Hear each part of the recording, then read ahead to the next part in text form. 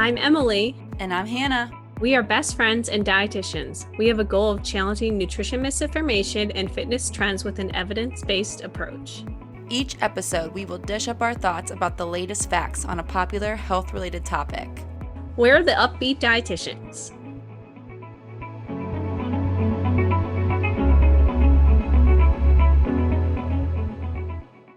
Hello, everyone. Welcome to another episode of the Up-Beet Dietitians podcast. Hello, everybody. Welcome back to the pod. Emily and I took a bit of a hiatus, so we were recording together for the first time in probably like over a month. So we're feeling a little weird. Both have new backgrounds, as you can probably tell. We both moved recently, not closer to each other, probably farther somehow, actually. But yeah, new homes, new podcast, new season. We're feeling good. Feeling good. Lots Today of we're new going to go things. into, sorry, what? You want to call I was just saying lots of, nothing of substance to add. We'll get into the substance part then. So today we're going to go into, it's actually pretty on brand for what's going on in the media right now with the whole like, oh my gosh, body image thing going on. So I guess we can talk about that too today. It wasn't really in the plan, but we can bring it up. Anyway, today it's all about discrepancies in women's clothing and issues with variety with women's clothing size. And before we get too much into it, I do want to give a disclaimer that we are both women in thin bodies and we've never struggled with this. So we are only speaking from an outside perspective. So if you are listening to this and you have actually struggled and you feel comfortable sharing, we'd love to hear your actual experience to kind of share with our listeners to get that other perspective. Because like we said, when we go to the store, we're always able to find what we need, unless it just happens to be out of stock, but we always know our size will be carried in some way or another. So we are simply speaking from what we've heard, what we understand. We can never really know for sure what it feels like though. Yeah, definitely a good disclaimer to add because we only know so much. We haven't really experienced it. So we can only speak from what we know from like a healthcare professional standpoint. Exactly. But we have seen a lot of this. And so today we're going to go over all the issues with the clothing sizes, how they're like just so inconsistent. We're going to go over how holding on to clothes that no longer fit you can be very harmful to your intuitive eating journey. If you are like keeping clothes in the closet to wear when you finally lose the weight or whatever, that probably is not helping you. We're going to go over that a little bit. And then we're going to do some tips on what to actually do about all this. If you are struggling with like body image, whatever way, because of all this, with finding clothes that fit you, you're feeling really stressed out about it. We're going to go over some shopping tips and things like that as well. Yeah. An exciting episode. And it's something that a lot of people don't talk about. Like there's some talk about it, but not really that much. Yeah. Even though there needs to be more about it. So let's dive into the issues with those discrepancies in women's clothing. So number one issue is there's no standard sizing system. Sure, there's like 4, 5, 6, or 4, 6, 7, or 4, 6, 8, 10, 12. I'm really struggling with these sizes. I'm just combining them, or those the odds. Or sometimes there's like 26, 27. That's based off of just waist circumference measurements. Circumference, yeah, that's what I'd say. But there's so many discrepancies in kind of between brands on what a 6 might look like at, say, like American Eagle compared to a 6 at Old Navy. Those could be completely different. Also, it's not even just the waist. Like we talked about the waist measurements or circumferences, but there's differences in like hip measurements, and there's also differences in thigh sizes and calves and stuff like that. Just everyone's so different. So it's hard, one, to have a standard system. I mean, I feel like men, though, theirs is a little bit more straightforward with their waist and length. That's more than we get. But there are a lot of discrepancies between brands, and there's just no standardizing system. Actually are looking at a screen right now where this individual shared a picture of their sizes, and they're a size 12, and it's from 6 different brands, and the waists are all different. in every single brand. And I can't see them completely, but I assume the hips are also going to be different as well. So it just goes to show that if you're upset at all that maybe like you're typically a size 10 and your size 10 at a different store doesn't fit, it's probably just because the manufacturing is different. It's not because nothing's wrong with you if you don't fit those sizes. It's an arbitrary number. It doesn't really mean anything. It more so just gives you like a ballpark of where to like, maybe this will fit around you for this brand, but there's lots of issues with there being a lack of like standard sizing. So, and with that being said, it doesn't mean anything really. No. And like Emily and I were just together, and we did some shopping while we were together. We went to Old Navy and like we tried on probably 3 or 4 different pants in our size that we usually wear. And only like one pair like would fit the way we wanted it to. So like even within the same store, the same size may or may not fit you depending on like whatever shape that clothing item is. So like these sizes literally don't mean anything.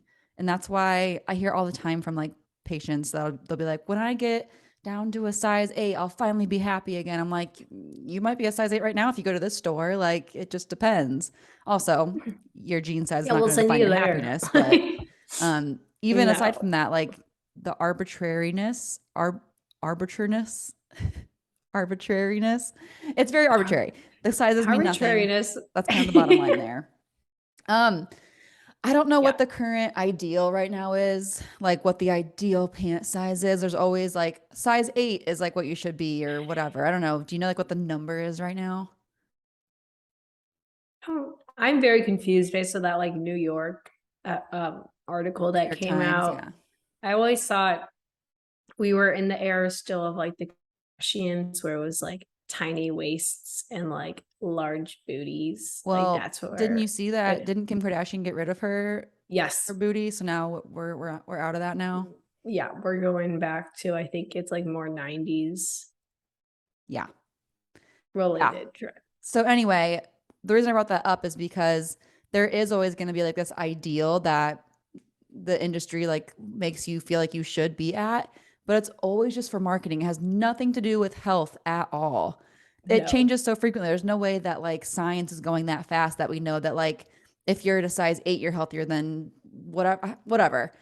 But like this ideal, which is always changing, which should be a red flag in itself, is not health promoting at all. It's just about marketing and getting you to kind of appeal to what they want you to appeal to. And also has a lot to do with the weight loss industry as well. Because of this fashion industry arbitrariness, once again, I don't know the word for that. The weight loss industry, which is like a multi-billion-dollar industry, is also benefiting because people are always trying to fit into a smaller pant size to fit whatever that ideal norm is. Yeah. And bringing back up Kim, just because she has been changing her body more recently, she has a lot of money. I don't know if she's a billionaire. I'm pretty sure I think Callie like might be the only one that's a billionaire out of I that think family, so. but she's at least a multi-billionaire and she has a lot of money and a lot of resources where she physically can change her body through BBL and whatnot. And that's what we kind of see on the cover of like magazines or like, I don't really read magazines. So like social media and like stuff like that, where you see these people who have a lot of money and they start promoting different things. But their access to resources is just so much different compared to the average Joe who does not have multi-million dollars of assets and whatnot that they can just change their body and whatnot. So I saw a really cool video where they showed how the ideal body changed over the like past century or so. And it's so different every single decade. They just think it's something new and science does not function that quickly and also so dramatically different every single time that it's not scientifically based. Right. Exactly. Like it's literally just marketing in the industry of fashion, which I don't know much about. I'm wearing a t-shirt and pajama pants right now. Like I'm clearly not a fashionista, but I do know Yeah. that it's pretty messed up and it's not meant to correlate to health. That's for sure. No. When I was making the outline for this podcast today, I found a really cool graphic. I can't remember the name of this gal. Oh, Lexi Penny. She's, I think, a dietitian. I stole the graphic and screenshotted it on our outline. She has a lot of really great information. But she kind of has like a little 5-point thing about how the weight loss industry profits off the fashion industry limitations. So I want to go through those 5 points together. So our first one is that most clothing stores, first of all, only have up to size 12, and it presents the sizes like 00 to 12 as a normal range. So if you're outside of that 00 to 12, sucks to be you. You got to go somewhere else to find your clothes. You're abnormal. It makes you feel bad, I'm sure. And so because of that, women can't find options that fit their bodies because whether you want to believe it or not, there are a lot of women who don't fit in a 00 to size 12. There are a lot of very healthy women who are above a size 12. But because of this industry limitation, women that are not in that range feel that their bodies are wrong and need fixed. And so it's kind of where the weight loss industry comes in. The women are at this point seeking for a solution to their problem, which is just a problem created by the fashion industry. The problem of their body not fitting into clothes. And so from there, the weight loss industry benefits and the fashion industry profits from just making clothes that don't actually fit most people because everyone's trying to shrink their bodies to get into them. So the two are kind of in cahoots, it seems. Yeah. And then they always love charging more money. Yes. For sizes that aren't within their typical ranges, which is very annoying there. Like, it's a good point too. Like you gotta pay the price of being in a larger body. Yeah. It's a vicious cycle, and one that just keeps happening over and over and over and over again. Yeah. We have our whole fat phobia episode. We should link that below if you guys want to listen to that. We talk about it a lot more, even outside of this piece of it. But yeah, I don't know if the fashion industry necessarily is what their motivation is there. Like Hannah said, we are not at all experts in the field of fashion, but the weight loss industry and fashion industry definitely can play off of each other and do play off of each other because of these limitations with clothing. And like Hannah talked about, the weight loss industry has just been promoting shrinking your body to the small size constantly, and that those like the inaccessibility around sizes really pushes us even more into that mindset that, oh, I need to, something's wrong with my body. So it's a really frustrating place to be in. And I'm sure that so many people listening have experienced it where like you want to go shopping and they don't have your size, or like there are some stores that just are very not inclusive and are very limited as is with their sizes, and then they can't shop there, and then they feel upset, and then they feel like they need to change their spot because something's wrong with them because their size is not accessible to them, when that's just not the case. It's more of the brands need to be a little bit more inclusive. Luckily a lot of brands have been moving in that direction. It's just we need to continue to be moving in that direction. And something really frustrating that a lot of people experience with this is there's all this promotion. We talk about this all the time whenever it comes to weight loss. Is it's not just calories in, calories out, and it's not just physical activity. Genetics plays a huge part in it. So oftentimes when you see people like promoting different body sizes, or like, not that they're like outright promoting different body sizes, but like they do it in a way that's promoting a specific body size, it's most likely genetics, like very much genetics. A lot of, I always think of Victoria's Secret models.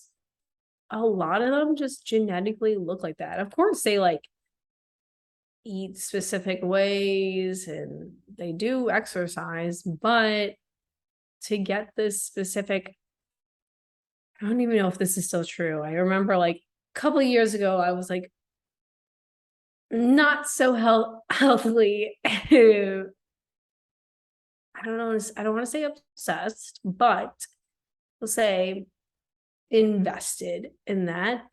And I would like watch workout videos about like how to look like a Victoria's Secret model. And I'm also not a fitness expert, so we'll put that on the record as well.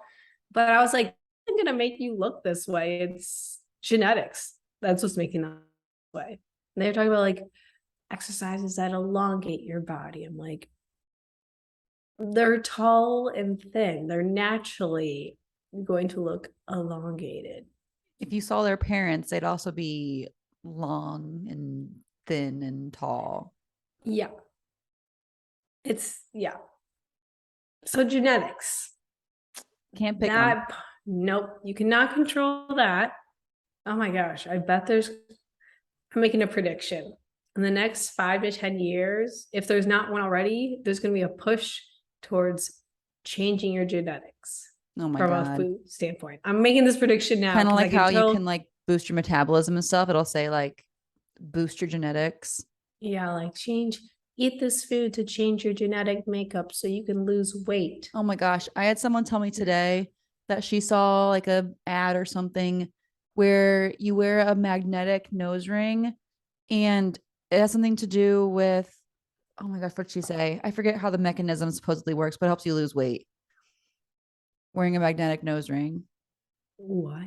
Yeah. What? Yeah. I'm not hitting on your patient at all. No, It's no, she was very aware that that's not how it okay, works. We've good. met a few times, so she was not We asking love you to some do it. She was critical very aware. thinking. Good.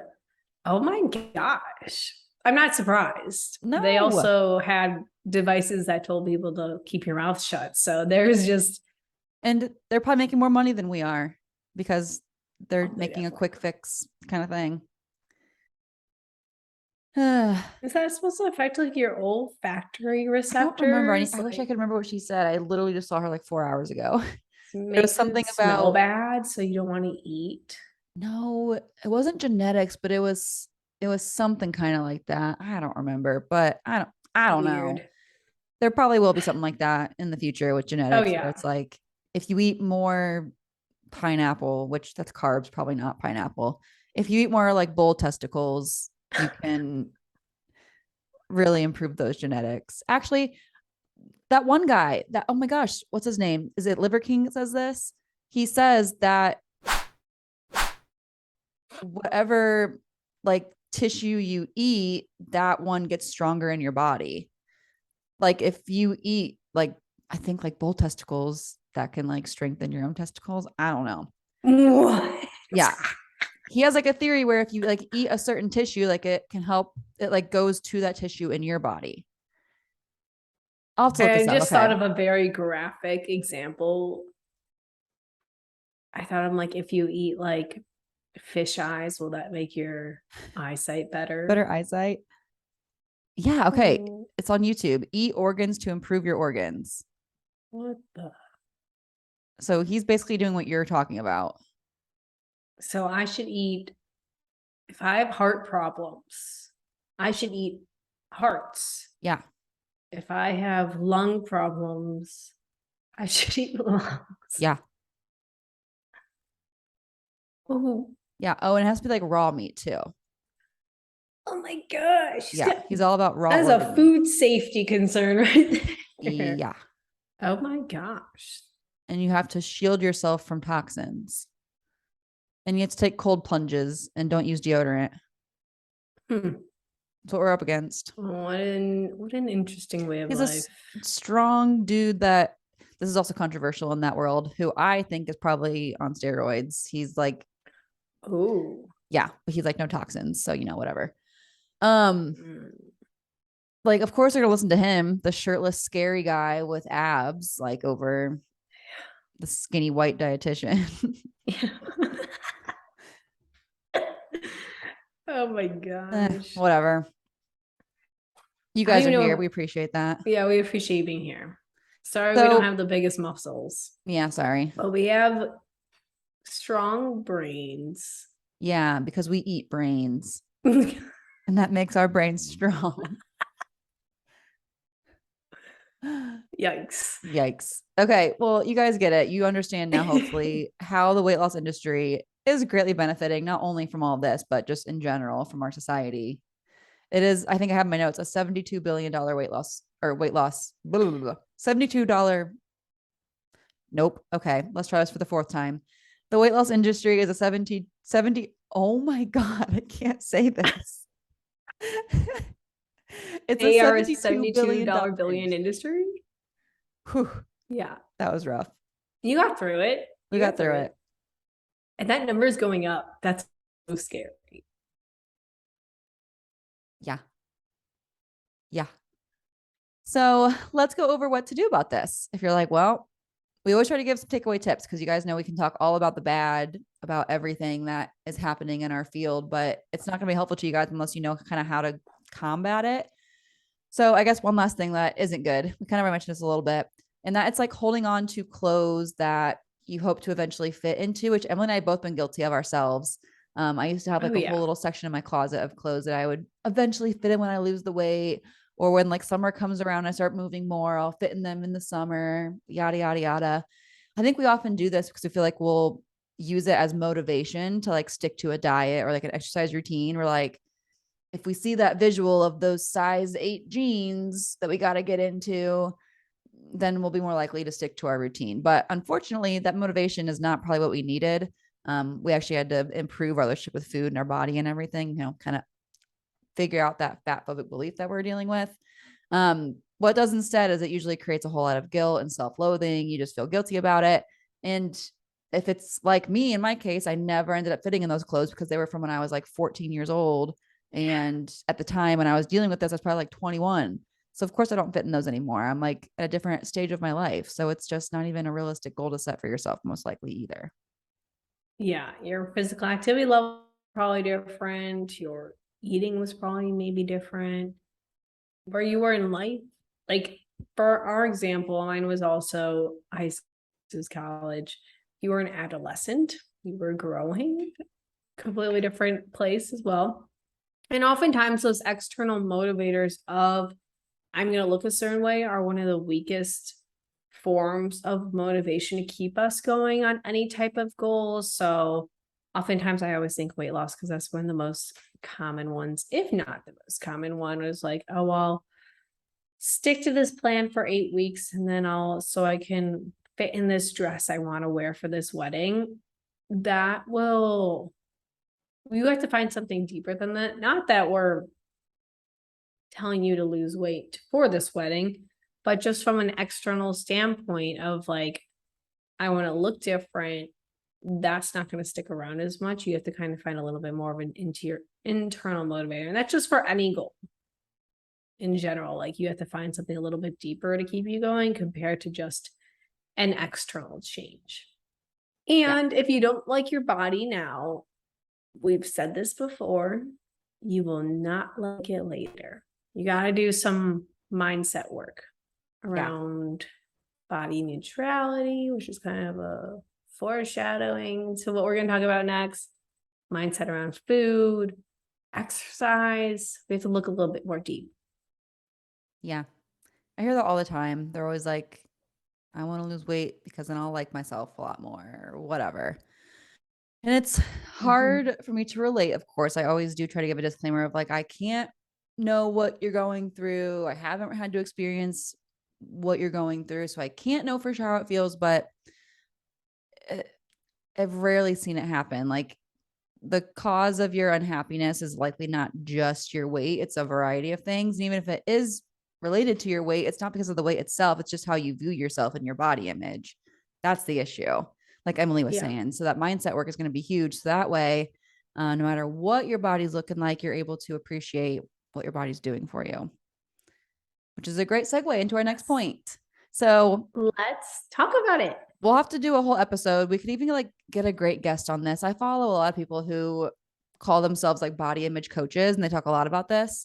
So it'd be a really great person to have on for this. But what you can do about this predicament of this whole thing, like keeping clothes that you want to fit into, struggling to find sizes, shopping's very stressful for you, all of that. Our first thing to think about is the whole concept of body acceptance and weight neutrality, which I forget how much I said on here before on the podcast, but I talk about it quite a bit with my membership. I'm talking about like body acceptance versus body positivity, where the big difference is like with body positivity, it kind of gives this idea in a not so great way that we should always love the way, like we should always love our body all the time. And that's just not realistic. Like no matter what size your body is or what stage of life you're in, whatever, you're probably going to have times where you just don't love everything about your body. And that's normal and expected.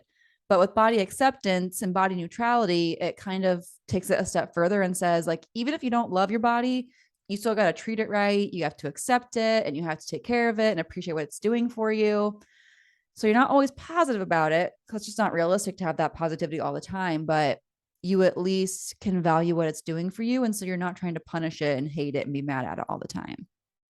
Yeah. We talked about this a little bit with Amanda Oh, yeah. way back when in our Is Weight the Problem episode.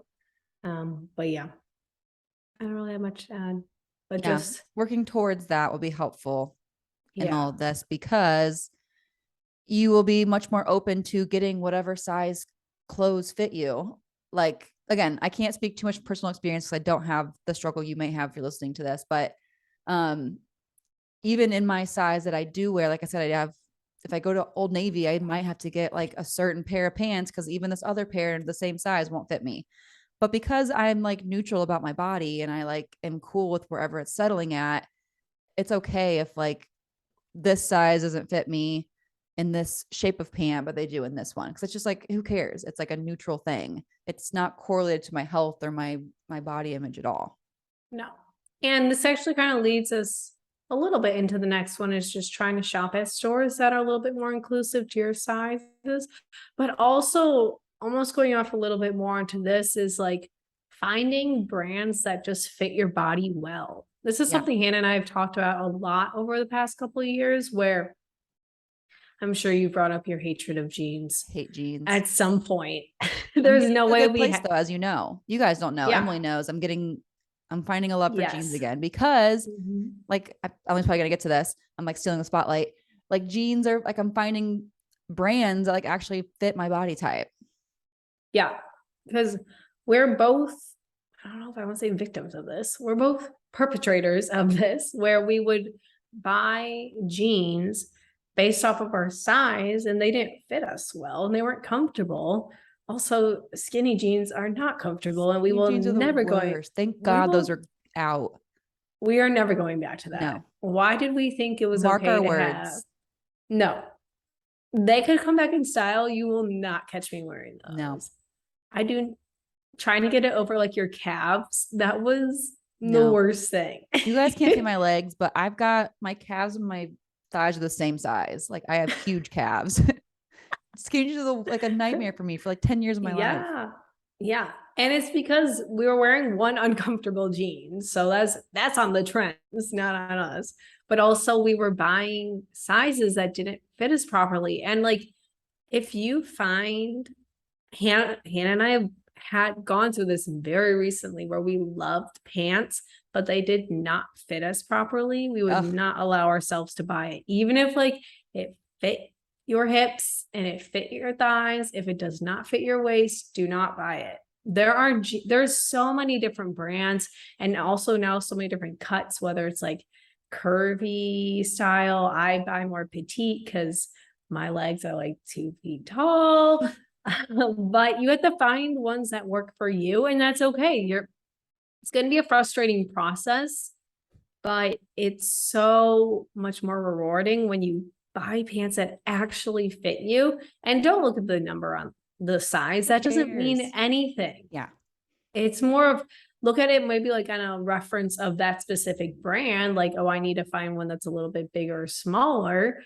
But even then, it might be like smaller just in the waist, or it might be smaller in the hips. It might be that sometimes this has been what's very frustrating to me is sometimes when you go between sizes, like I think it's like the waist is the only thing that changes.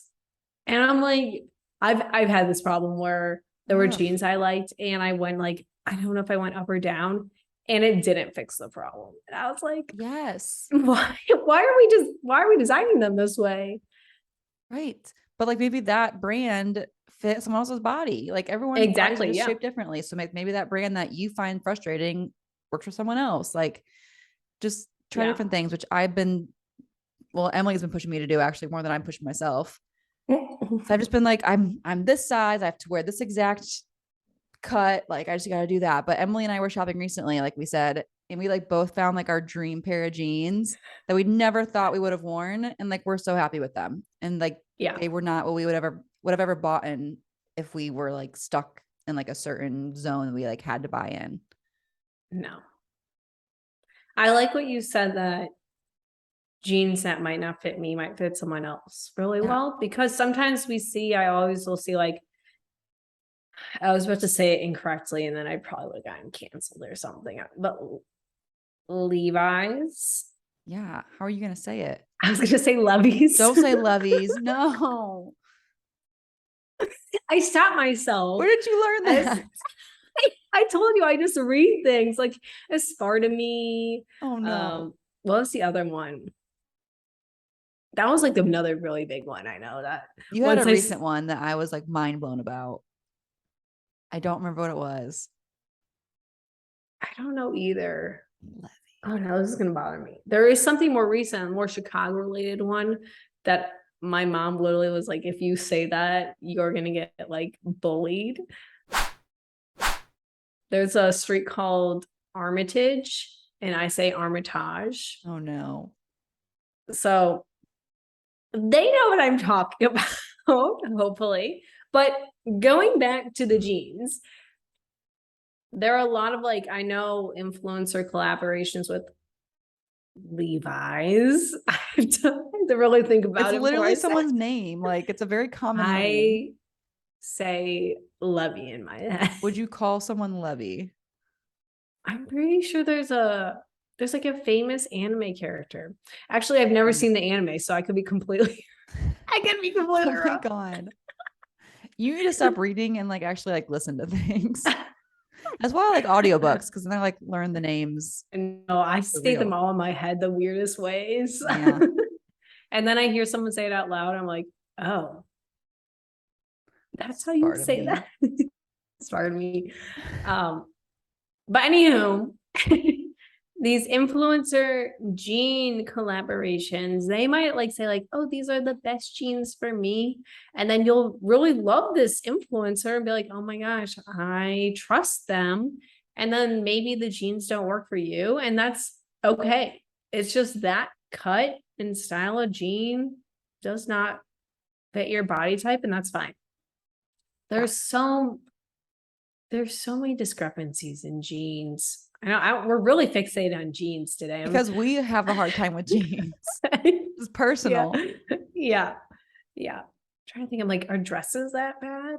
Well, Probably. if they're long, I can't wear long dresses. Yeah, like when I would get like a prom dress in high school, like I almost always had to get it altered.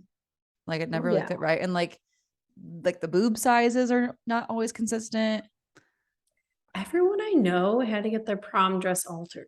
Is that like, do they just not, do they make them like they're based on one person's body, and then if you don't match that exact body, you're out of luck. Are shirt sizes bad? Oh yeah. I usually wear a medium, but like I could wear anything from a small to extra large and it'd fit the same depending on the brand and the size and the shape and all that. You know what I have beef with? Speaking of shirt sizes, I fit so well in Bobby's shirts, and we are very different sizes. And I'm like, how is this a men's large? Yeah. I don't understand their sizes because I don't really need to know those sizes at all. No.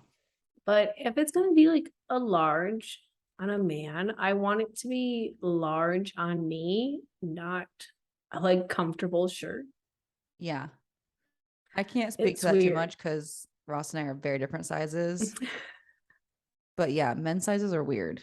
They're weird. Yeah. Sometimes I swear they're somehow smaller than ours. I know. I don't get it. Maybe because like are we curvier? Yeah, the curves maybe. I think the shape's just different. That's true. Okay. Anyway, Yeah. All right. Next Anywho, one, speaking of like making a dream closet of clothes that actually fit you and are comfortable, um, get rid of or donate clothes that don't fit you. I did this recently when I moved. It was so great.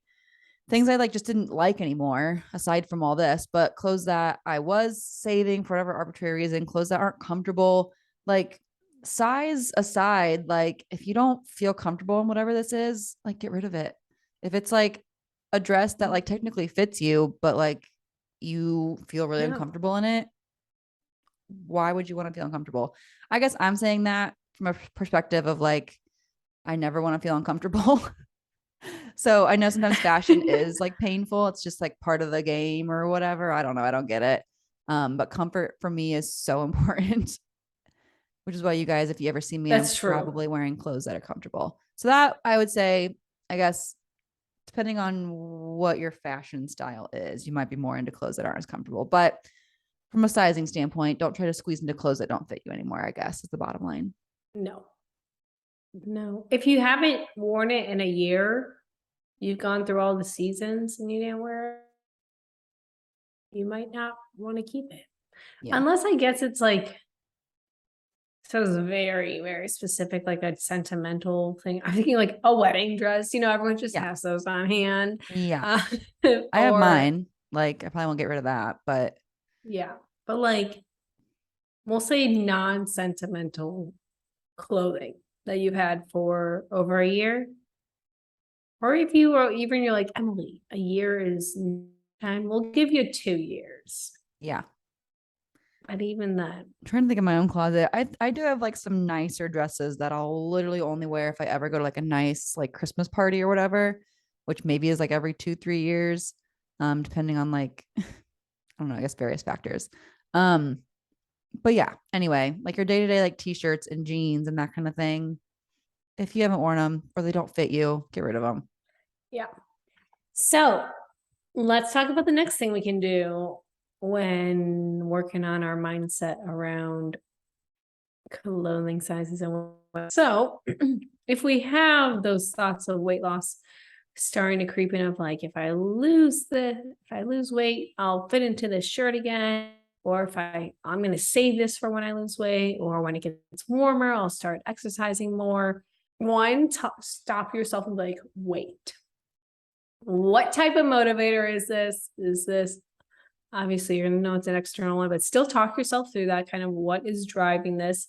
Why am I feeling the need to change my body? And that's more to say like, is diet culture pushing something on me right now? Did I hear any like really rude comments that made me feel bad about my body? What is kind of the drive factor behind these before just kind of really jumping right into like, I'm going to hold on to these clothes because I'm going to change my body? First, do some work on what that initial motivator is, and then challenging that more so. And hopefully, as you work through this mindset work, which, like, obviously, this is not an extensive workshop for that, of which that we do have a section on it in our course that is coming out late 2022. So definitely top of the wait list if you want a little bit more work on that. But that being said, when these thoughts do start to come up, we're going to challenge them. We're going to look into kind of what's driving them, and then kind of running through all those things we've talked about before with like, we don't need to change our body to be better. We're probably not going to like our body if we change it, like even if we don't like it now, stuff like that. Yeah. Agreed. All right, a couple more tips here. Next one is just like get pissed, like get angry at the designer and diet culture. This applies to like any part of diet culture, really. But it's it's a really good sign that you're improving your relationship with food and your body if you're like really upset about all this. Emily and I have like daily rants about all this kind of stuff because like it's so true to us and dear to us and we're very passionate about it. And so like we're just like mad all the time about this kind of thing anyway. We have ways to cope, don't worry. We're not just like chronically Yeah. angry and bitter. We're very happy people usually.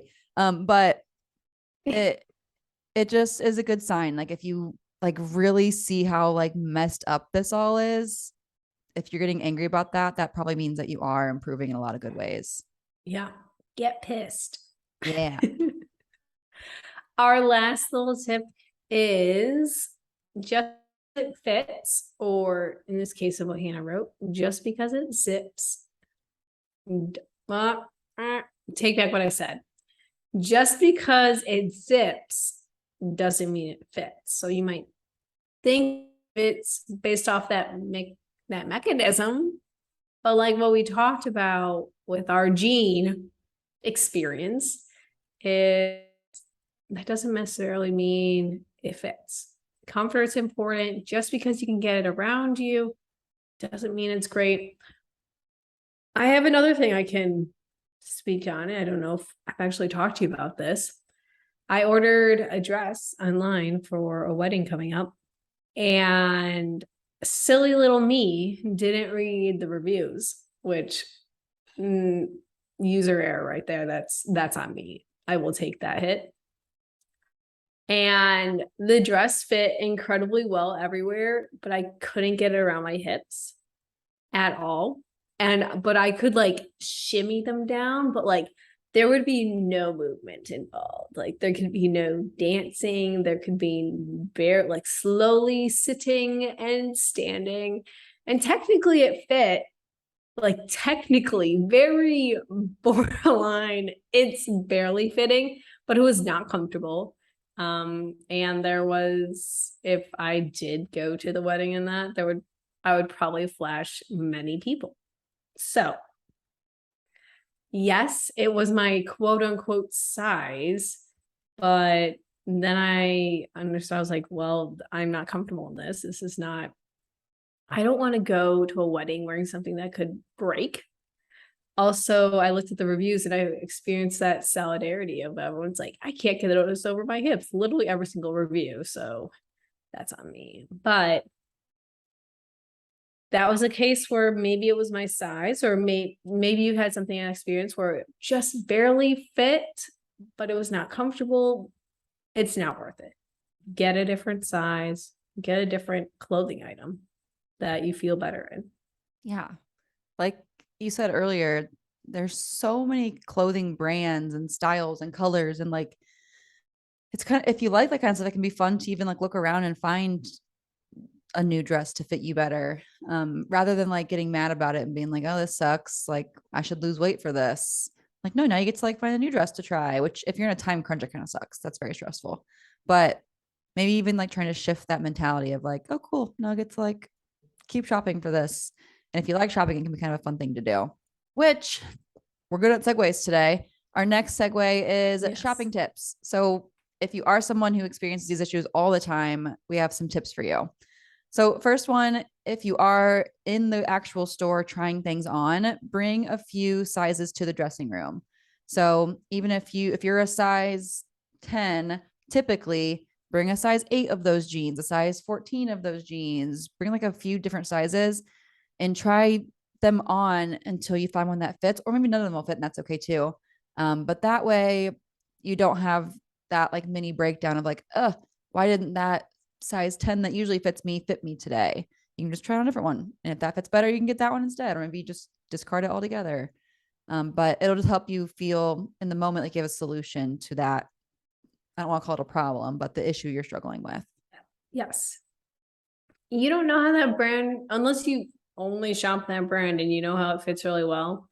It's good to give yourself multiple options just in case. JIC.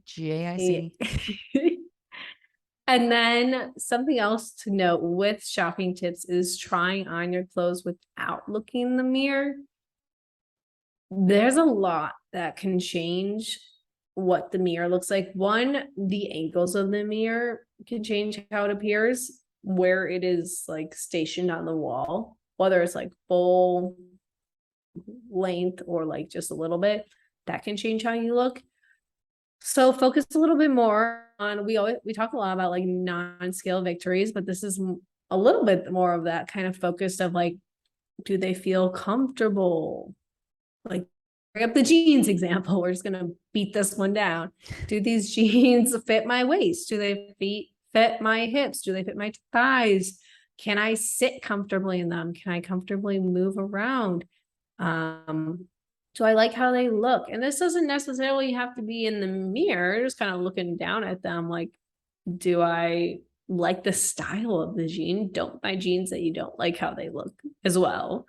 But focusing a little bit more on kind of that feeler with like how you're feeling in the clothes first instead of looking at the mirror, because also our body likes to play, our mind likes to play tricks on us. Often if we're having like a bad body image day, we might experience some like body dysmorphia and we might see something different than what's actually there. So taking away that component can be good for you. Yeah. I posted a TikTok and an Instagram reel recently. Not on Instagram, it got so many mean comments, of course. But I was talking about how like your body image has nothing to do with like what your body actually looks like. It has to do with like what your brain like views your body as. And everyone's like, that was the dumbest thing I've ever heard. You're an idiot, yada, yada, yada. Because I was saying that like body image is not about your body. And they just couldn't wrap their heads around that. A bunch of I'm not surprised on a bunch of Instagram. boys, It's but a man toxic boys. man boy. But yeah, that's essentially what you just said. Like your body image isn't really what your body looks like. Usually it's body No. dysmorphia or just like you're having a bad body image day. So you feel like you look different than you actually do. Mhm. What your body actually looks like to other people is probably not what you're seeing yourself. And a lot of people experience body image issues often. So taking away that mirror piece plays a huge part, because that way you don't give that as much power as it has over the decisions you're making. Focusing just more on that comfortability will be better. Yeah. I don't know if that's a word. I was saying arbitrarily or something earlier. So it's fine. We're not English majors. We're dietetics Yeah. majors, dietitian. We're just doing our best. Give us a break. Yeah, we're trying. We're kind of. You guys are lucky we're here today, honestly. It's rough.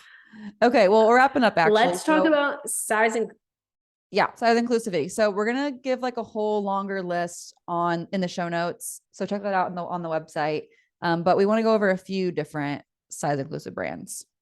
Yes. So Old Navy isn't one we've dropped a lot. They go up to 4X, which is, we love that for them. Lane Bryant, I've never heard of. I think my mall has one. It's like a plus size store. Oh, cool. Yeah. Amazing. And then Athleta goes up to 3X, which is for a little bit more of like that athletic wear. Athleta will be good for that. Old Navy's probably more of like your everyday. They have some athletic stuff, but yeah, a little bit more everyday. And then Lane Bryant. So there's a lot more than this. This is just we were able to come together with for this list here, but we'll put a whole longer list on the website for you guys. Yeah. Cool. So let's finish it up.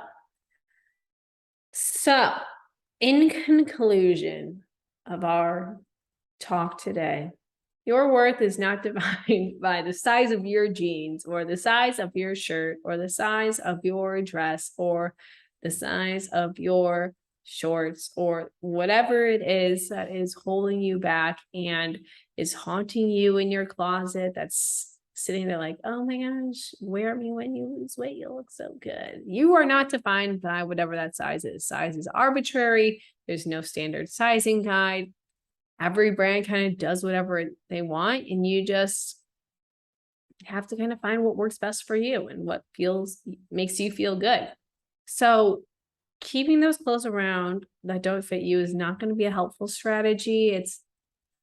You might find it to be a good motivator, but like what we talked about, those different types of motivation, external motivators are one of the weakest types of motivation to kind of keep us working towards a goal. So just shop for clothes that are comfortable for you.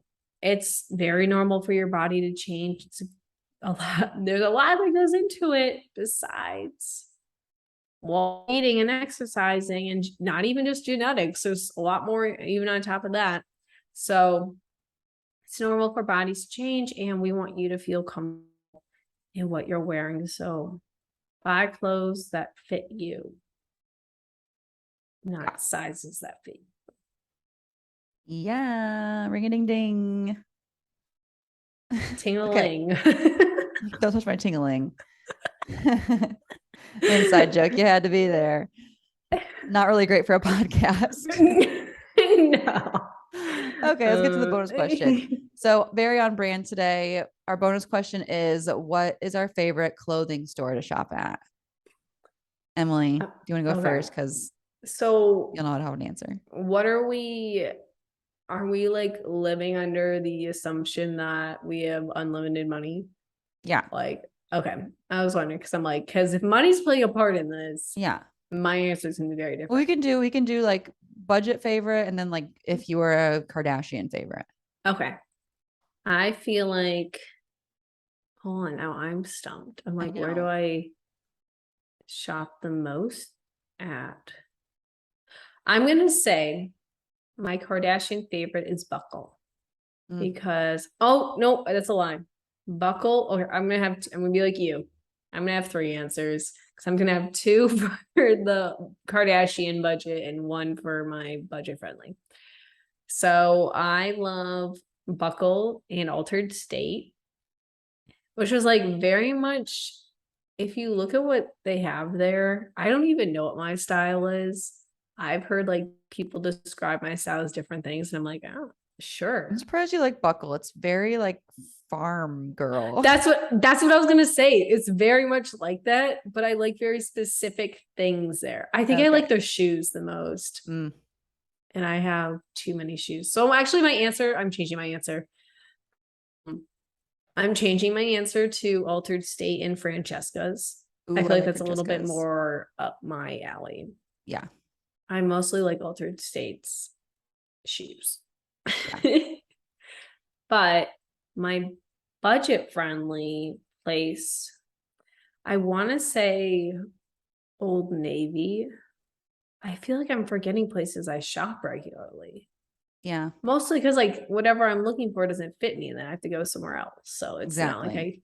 I shop at stores regularly. Exactly. I But don't think I Old have a favorite Navy, either, which you guys all saw coming. But like truly, when it comes to clothes, I was gonna say that like I okay. love clothes and like I love shopping. I'm just so cheap.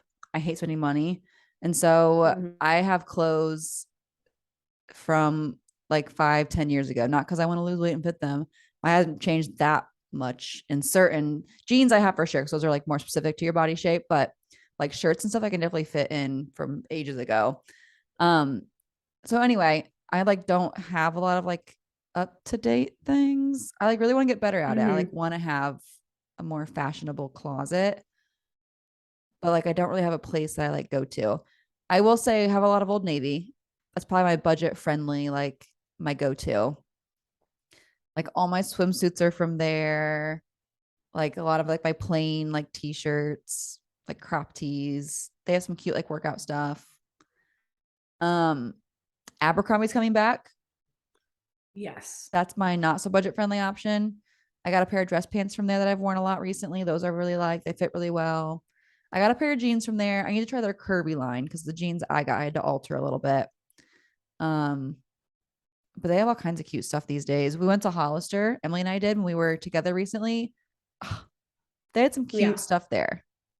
I don't think we've stepped foot in a Hollister in 10 years. No, and like they obviously had their usual stuff too that you would have gotten 10 years ago, like the graphic tees and all that. But they also had some really cute stuff that was very, very zillennial of us to get. Yes. So yeah, I like Target, but Target's been weird lately. Target is, I don't know what it's going. It's going through like a identity crisis. And it's also Honestly, getting really expensive. I know Walmart honestly has been the place to go. I've gone there a few times and they've had all kinds of cute stuff. They have some Mhm. cute like basic turtleneck long sleeves from there, Oh yeah. like all kinds of like shackets and flannels. Yeah. I was thinking honorable mention goes to Nordstrom Rack. Ugh, I don't have one near me. I love Nordstrom Rack. The closest one for me is like 2 hours away. Yeah, I'm not doing that. I mean, I also love, classic like Under Armour. Nike, like all that kind of stuff too. But For your don't comfort. what? I said for your comfort, for Exactly. comfy Most of my clothes clothes. is athleisure. Yeah. And now that skinny jeans are no longer a thing. Even my jeans are baggy and comfy. So I'm thriving. I'm never gonna be uncomfortable ever again. And I get to wear scrubs to my day job. No. Like I'm living the dream. I was gonna say that's all I had to contribute. Yeah, you guys knew where I was gonna go with that. I don't have an answer. No. So we hope you enjoyed today's episode. Definitely be sure to check out the fat phobia episode and Amanda's episode. We'll link both of those in the description, and then we'll include all of those like the clothing brands in the show notes on the website. Check out our course. It's going to be coming out within the next couple months, and we'll see you next week. See you next week. Season 5. All right. Bye, everyone. Bye. Thank you so much for tuning in on this episode of the Up-Beet Dietitians with your hosts Emily Krause and Hannah Thompson. We appreciate you all so much for continuing to support us. In order to support us and sustain the success of this podcast, please subscribe and leave a rating and review. If you'd like to provide us feedback for future episodes and guest stars, follow us on Instagram at the Up-Beet Dietitians. Lastly, you can show us support by providing a monthly donation using the link at the end of our bio. Once again, thank you so much for listening today, and stay tuned next Wednesday for a new episode. Until then, we hope you have a wonderful rest of your week.